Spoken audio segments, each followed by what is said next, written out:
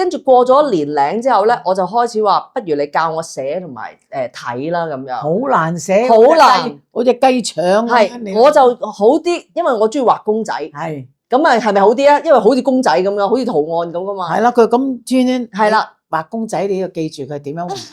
咁係啊，我都 OK，我啲記性都幾好嘅。係，咁我就畫公仔咁樣，畫公仔。先生老師教覺得我寫得好靚添，佢話啊你寫得好靚喎。其實唔使寫咁靚嘅喎咁啊。咁但係即係佢寫得好靚咁啦。咁跟住就開始學睇啦。咁其實泰文嘅架構咧，好似拼音咁嘅。係。佢嗰啲文字每一個咧就好似啲英文字母咁樣。